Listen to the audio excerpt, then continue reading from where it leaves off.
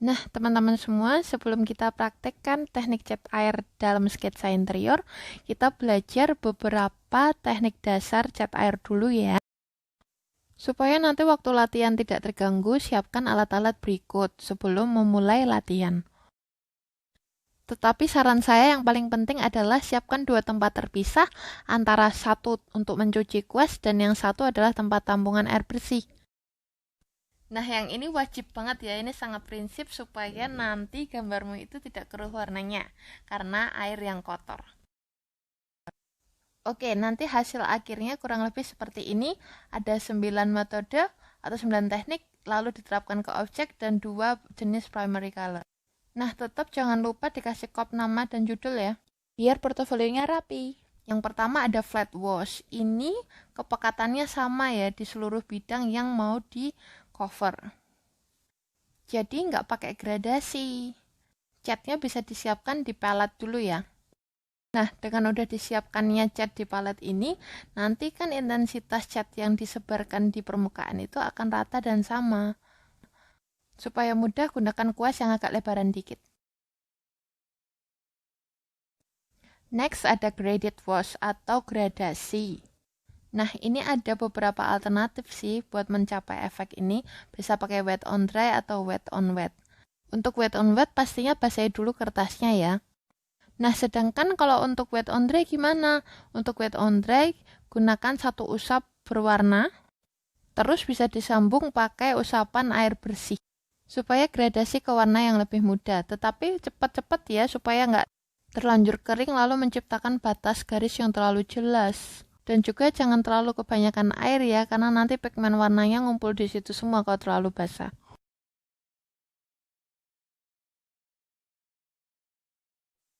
Yang pertama pakai wet on wet dulu ya, kertasnya dibasahin pakai air bersih, lalu dikasih pigmen yang di atas, lalu pelan-pelan pigmennya semakin dikit.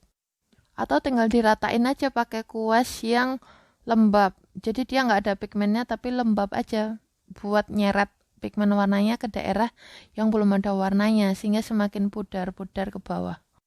Untuk yang wet on dry, kertasnya nggak usah dibasahin dulu ya, jadi langsung ambil pigmennya dari tabungnya langsung atau dari palet dulu juga nggak apa-apa. Lalu intinya kayak sebelumnya sih, jadi pakai kuas bersih yang lembab, ditarik ke bawah untuk menciptakan gradasi warna yang lebih mudah karena pigmennya lebih encer ke bawah. Ini diulang contohnya kalau misalnya kuasmu terlalu basah atau terlalu banyak pigmen, bisa dilap ke tisu. Nah, glazing ini sebenarnya mirip-mirip kayak layering sih di pensil warna.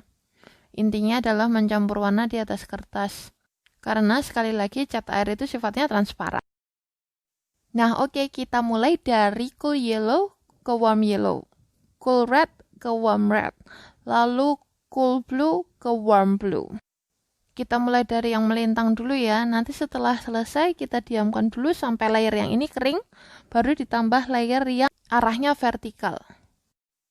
Nah, kenapa kok penting banget harus kering dulu? Karena kalau enggak, pigmennya akan keangkat waktu kita aplikasikan layer di atasnya atau layer yang vertikal itu tadi. Nanti pigmennya akan ngikut dan nggak jadi layering deh. Nah, yang menantang dari cat air ini kadang-kadang kalau kita terlalu banyak ngambil pigmen ya akan terlalu pekat sehingga terlalu opak atau terlalu solid. Kadang kalau belum hafal karakter dari cat airnya akan sering terjadi seperti ini.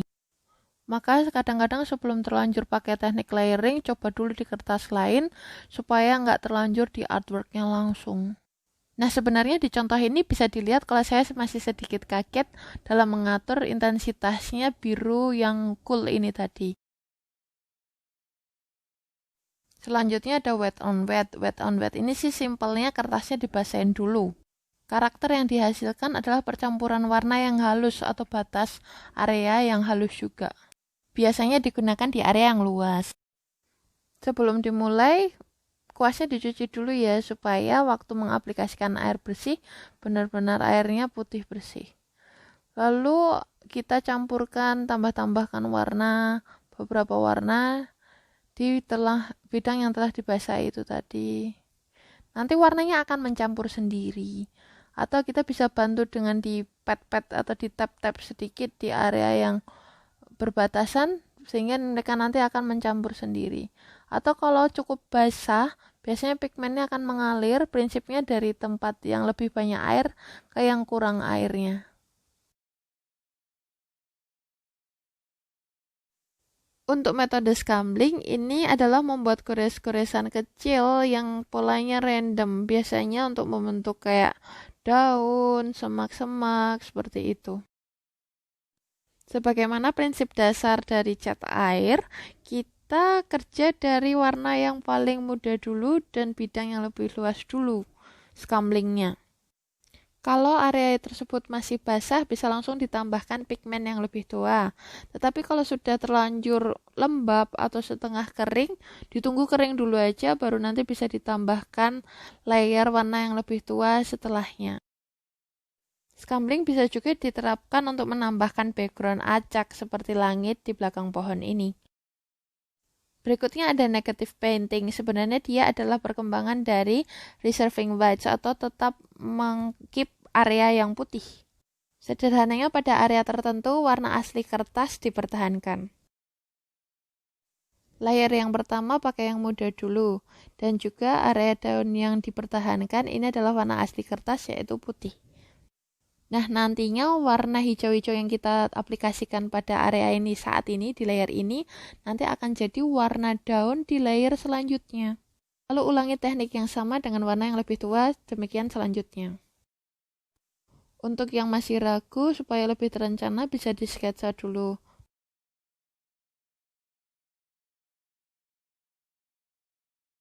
Nah, sewaktu mengerjakan layer yang kedua, pastikan area yang putih tadi yang dipertahankan tadi jangan sampai kena usapan pigmen layer yang ini ya.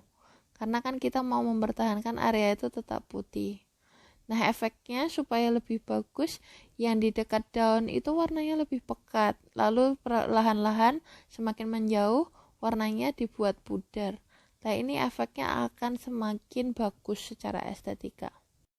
Nah, ini ada contoh kalau terlalu banyak air, bisa diusapkan ke tangan untuk mengurangi kadar airnya atau bisa juga ke tisu. Ini tips praktek di lapangan aja sih. Untuk layer yang terakhir warnanya lebih tua. Ini akan menggambarkan layer daun yang paling jauh dari mata pengamat atau warnanya nanti akan paling pekat dan paling tua. Untuk detail lainnya bisa diamati sendiri ya di langkah-langkah berikut. Next ada dry brush. Dry brush ini efeknya akan menciptakan garis yang tegas, tebal, dan kadang-kadang kalau dibutuhkan tekstur bisa memakai kertas yang rough. Nanti akan area yang timbul saja yang terkena warna cat, sehingga kesannya lebih artistik.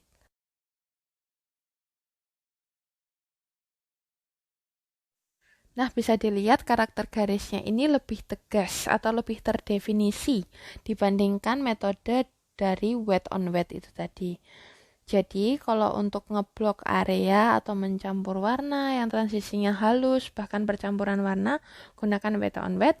Tetapi untuk detail garis-garis kecil, bilah-bilah garis, bulu, dan lain-lain, yang membutuhkan garis yang terdefinisi secara tegas, pakai dry brush. Itu caranya, kuasnya airnya dikit aja.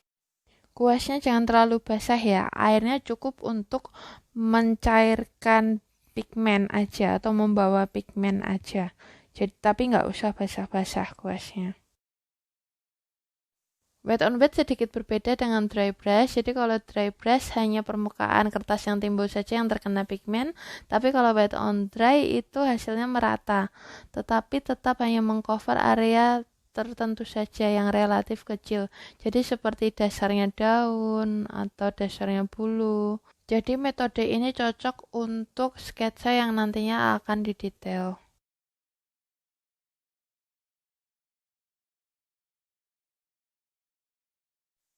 Wet on dry juga tidak hanya diterapkan ke kertas yang polos aja ya, tetapi bisa juga diterapkan di layer atas dari permukaan yang sudah terlebih dahulu diberi layer dasar. Tapi pastikan tunggu layer bawahnya kering dulu. Jadi intinya sih seperti pengaplikasian glazing.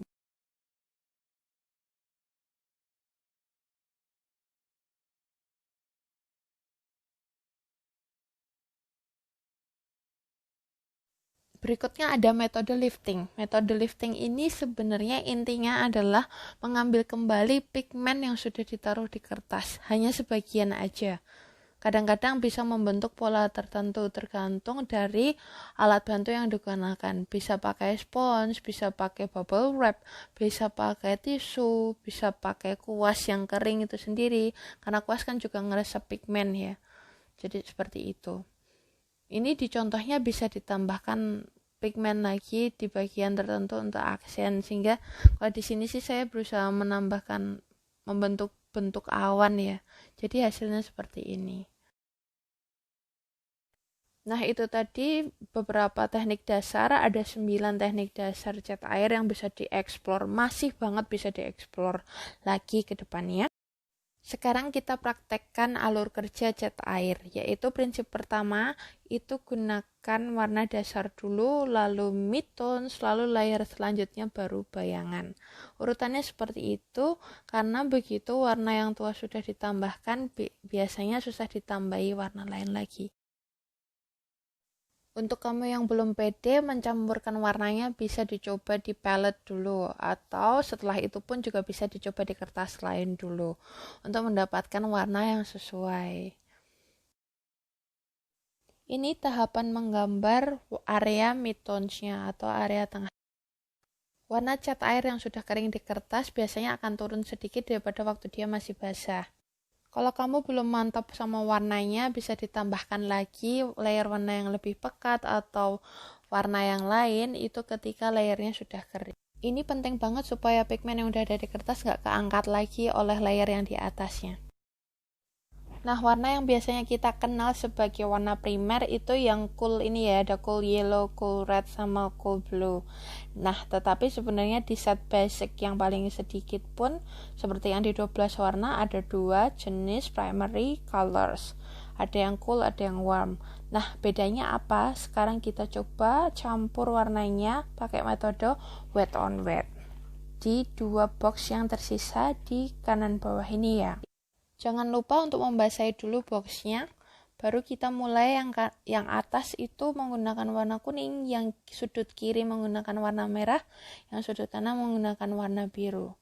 Nah, di area pertemuan antara dua warna yang berbeda, bisa dibantu di tap-tap atau dicampur warnanya dengan menggunakan kuas. Nanti mereka akan ngeblend sendiri. Nah, tinggal ditunggu kering semuanya aja ya. Lalu, langkah selanjutnya setelah benar-benar kering bisa ikuti cara tutorial masking tape.